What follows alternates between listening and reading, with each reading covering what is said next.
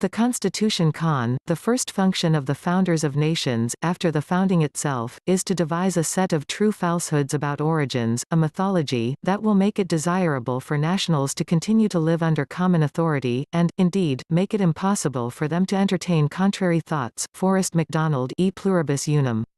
Slavery by Word and Parchment Idolatry. The U.S. Constitution was created on September 17, 1787, and was ratified behind closed doors on June 21, 1788. 39 of the 55 delegates who attended the Philadelphia Convention signed the document. Their con job is evident from the very first line penned. Legally, the people allegedly mentioned are not sovereign. They are merely willing slaves who have been granted the illusion of freedom. From an occult point of view, the Constitution was ratified on an atonist festival day. It is a patently solar cult document. This is because the date of ratification was June 21, the day when the sun ascends to its highest point in the zodiac. Benjamin Franklin, James Madison and Alexander Hamilton were three of the men who framed the infernal Constitution and pushed for its ratification. Their document served the American aristocracy, not the people. In fact, the document was never put before the people for ratification. This is because it was openly opposed by the majority of men and women in the original 13 states.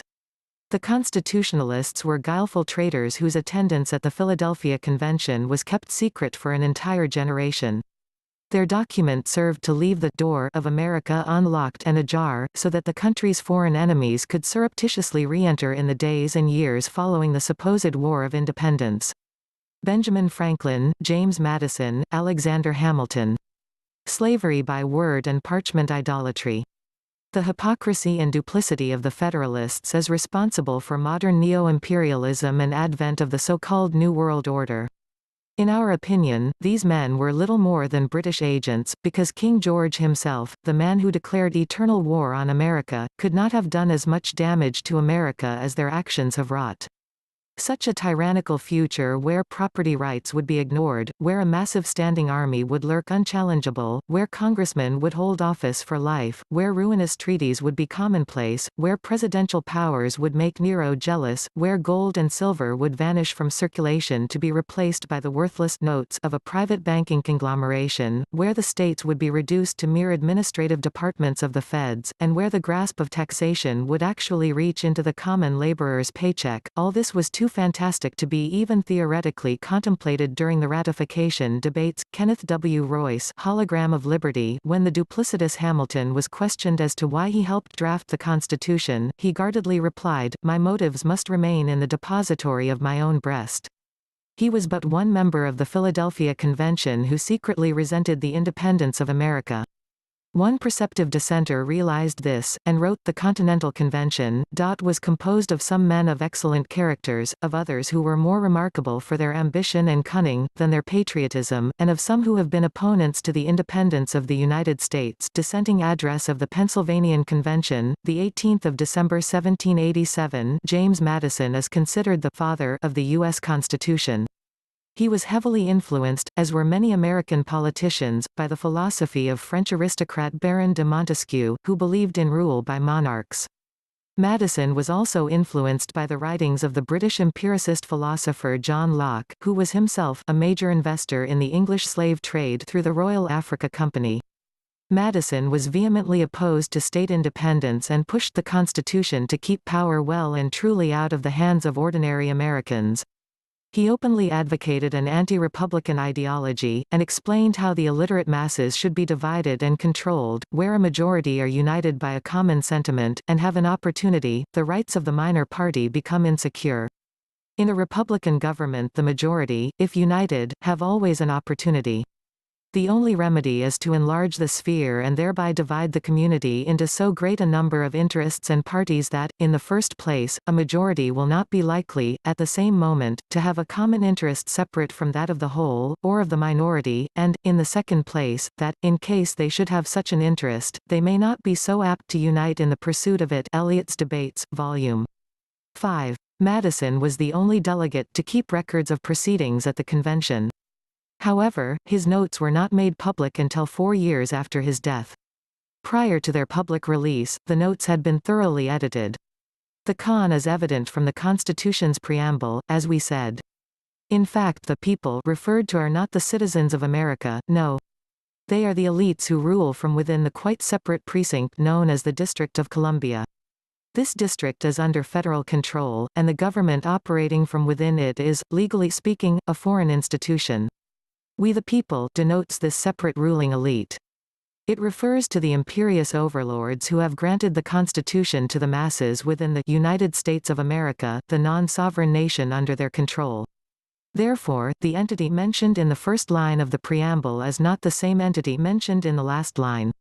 Let's read it and uncover the cunning artifice of its authors.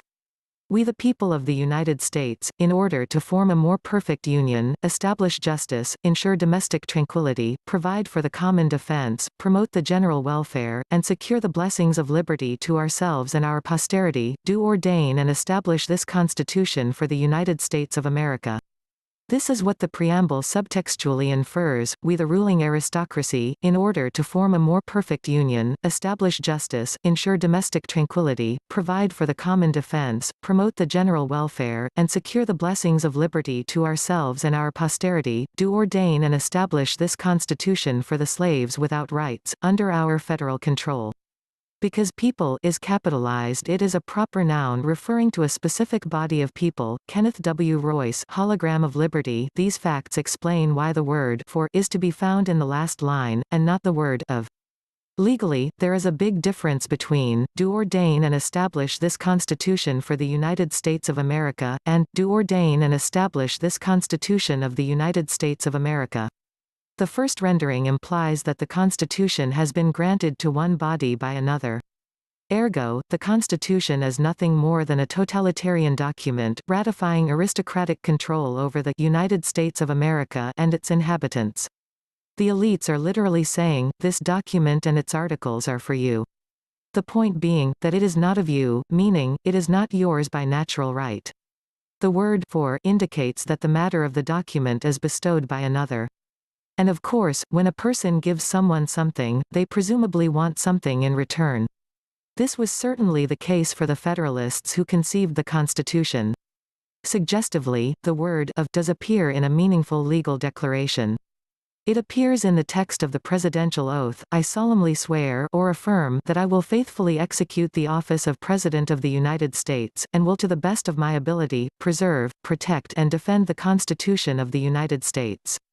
In this instance, the word of designates the president as a member of the aristocratic elite. He is, therefore, a ruler separate from the citizens in the states, and of the nation. The for does not apply to the president because, unlike the masses, he is not an outsider. He is part of the inner sovereign circle referenced by the word of. The Constitution is of the ruling elite, but is for the masses. In effect, the Constitution is a schizophrenic document. There are two constitutions, one for the mass servant class, and one for the oligarchs ruling from within the District of Columbia. This is why the preamble contains two different terms, the United States denoting the oligarchy and their authority, and United States of America denoting the non-sovereign masses on the receiving end. If the presidential oath read as follows, there would be less cause for concern. I do solemnly swear or affirm that I will faithfully execute the office of President of the United States of America, and will to the best of my ability, preserve, protect and defend the Constitution of the United States of America. But then again, pigs might fly. Alarmingly, before it was dropped, the president's original title was His Excellency. Many critics and authors have pointed out these disturbing facts and rightly insist that the so-called United States is not the same thing as the so-called United States of America. Nevertheless, due to deliberate misinformation and conditioning, most people do believe that the terms refer to one and the same entity. They are certainly not inclined to think of the United States, the US, as a foreign corporation. Furthermore, the drafters of the Constitution intentionally saw to it that the term United States had more than one meaning. Specifically, they knew the term did not refer to citizens of a state. Once upon a time, in America, you could have been a citizen of a state without being a citizen of the nation. This political idiosyncrasy did not suit the Federalists, who have ingeniously manipulated the words and terms we have become familiar with. It is an old trick that serves the cause of totalitarians no end. Not only were the poly-meanings of United States intentionally and expressly used within the Constitution, but often in ways as to actually invite confusion.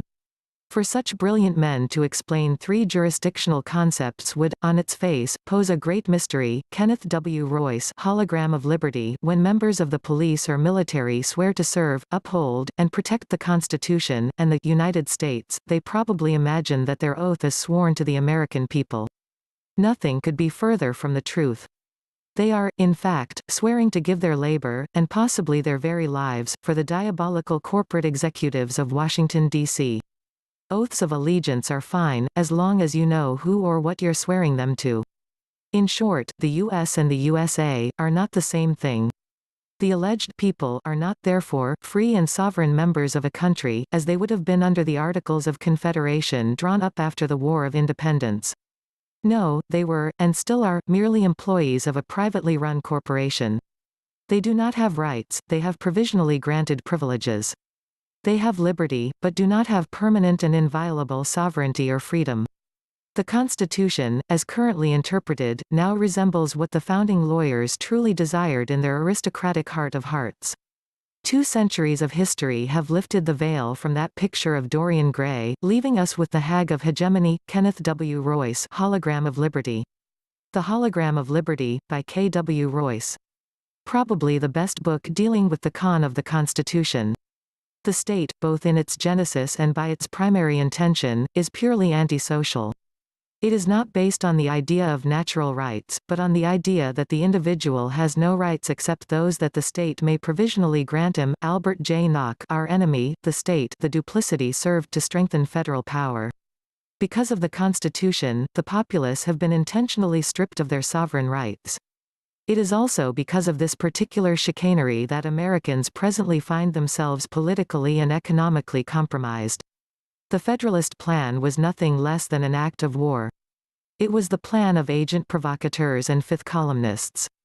Only a very few authors have stated this in so many words. However, we are convinced that the early Federalists were ministers of the Crown. They accomplished with their pens what armed legions failed to do by open war. We believe that after the Constitution was ratified, Americans became, in effect, subjects of the aristocracy. The king who hated America did not resend his army to attack with force of arms. He knew the country could be conquered and brought under British control by other means. The phrase direct and immediate allegiance is something right out of feudal law. Americans who became U.S. citizens have transposed themselves from one system into another fundamentally different from the first. Americans have unknowingly joined a modern feudal system in which they must render a percentage of their toil to their federal master. Kenneth W. Royce, Hologram of Liberty. The non-federal state citizenship became virtually unknown as millions of state Americans were tricked out of their sovereignty and into federal citizenship, and thus into federal jurisdiction. Today, the states have been all but replaced by corporate federal overlays. There's probably not enough left of the original states for Americans to resume state citizenship. These facts show that the Constitution was not a progressive document. On the contrary, its cunning drafters concocted it knowing that it would help to usher in the kind of merchant state system that flourished earlier in America, before the War of Independence, and shortly after the first settlers arrived, with their British system of law. As Albert J. Nock explains, the fundamental fact to be observed in any survey of the American state's initial development is the one whose importance was first remarked, I believe, by Mr. Beard, that the trading company, the commercial corporation for colonization, was actually an autonomous state.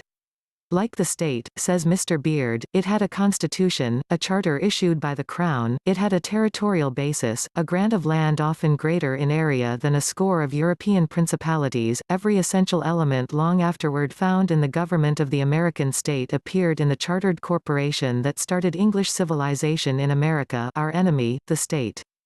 Nock goes on to emphasize the connections between the Old World system of control and the so-called New World system. The system of civil order established in America was the state system of the mother countries. The only thing that distinguished it was that the exploited and dependent class was situated at an unusual distance from the owning and exploiting class. The headquarters of the autonomous state were on one side of the Atlantic, and its subjects on the other. The elites of Britain and Europe knew that remote control was only feasible for a short time. They knew they had to have their agents on site in order for the engines of exploitation to work efficiently. Consequently, in 1628, during the reign of Charles I, the oligarchs established the Massachusetts Bay Company in America. Many of the Constitution's most illustrious signers became wealthy from their memberships of corporations such as the Massachusetts Bay Company, which overflowed with agents of the British Crown. Business the American way is, it seems, business the British way. While it is not surprising that America's founding fathers were mostly slave owners, a legal activity, it may be surprising to discover that they were often smugglers as well. Profits from drug running, smuggling, slave trading, and even piracy are directly responsible for the founding of several of the country's most important banks, which are still in operation today. New England's staunch insurance business was born and prospered through profits earned from insuring opium and slave ships. The large railroad system that was built throughout the continental United States in the 19th century was funded with profits from illegal drug smuggling. And one of the greatest opium fortunes would provide seed money for the telephone and communications industry. Stephen Sora, Secret Societies of America's Elite. Flag of the British East India Company. Flag of the United States Corporation. Of course, there were clever men who knew what was going on. Even before the Constitution, the document of servitude, was signed and ratified, the warnings went out. That investigation into the nature and construction of the new Constitution, which the conspirators have so long and zealously struggled against, has, notwithstanding their partial success, so far taken place as to ascertain the enormity of their criminality. That system, which was pompously displayed as the perfection of government, proves upon examination to be the most odious system of tyranny that was ever projected, a many-headed hydra of despotism, whose complicated and various evils would be infinitely more oppressive and afflictive than the scourge of any tyrant. Sentinel, SA 12, 23 January 1788. The anonymous author of this diatribe would not be in the least bit surprised to see the present state of decay, and neither would Thomas Paine, Patrick Henry, Thomas Jefferson, or Andrew Jackson. They would simply know that their worst fears were justified. The rise of imperialist fascism in America is, as we said, the direct result of the door of America being deliberately left ajar. The enemies of America could creep in at any time. And creep in they did. They were confident that the country would eventually fall into their hands. They knew their agents were well ensconced within the country, and that they would use their positions of authority within government and big business to gradually undermine the Articles of Confederation, that did guarantee each and every American, regardless of class, the rights they deserved. They knew they simply had to continue employing the divide and rule tactic to further their nationalist interests. The Articles of Confederation and Perpetual Union was America's true constitution before it was cunningly derided and overruled by self-serving traitors known, in today's parlance, as globalists or internationalists. We have plenty of rights in this country, provided you don't get caught exercising them. Terry Mitchell, editor of the revolutionary Toker, the lunatic tyrant King George III had adamantly proclaimed his utter hatred for the American rebels. He openly declared eternal war on America, and his word was law to his industrious lieutenants. True to form, agents of the British Crown have been waging eternal war on the country ever since their despicable master's day. The men who undermined the Articles of the Confederation, and who hustled the Constitution, have had statues and portraits raised in their honor. Volumes have been written about their deeds, but rarely has the truth been told. Throughout America and the world, the traitors are still lauded as great revolutionaries, thinkers, and humanitarians. Their ideological descendants now openly and unashamedly work hand in hand with British and European oligarchs. They still use fear and panic to further their agendas, and still work to erode what is left of the privileges once bestowed upon their slaves. We have federal sheriffs beyond imagination. There are 46 civilian agencies of the federal government whose agents carry guns and have the power to make arrests.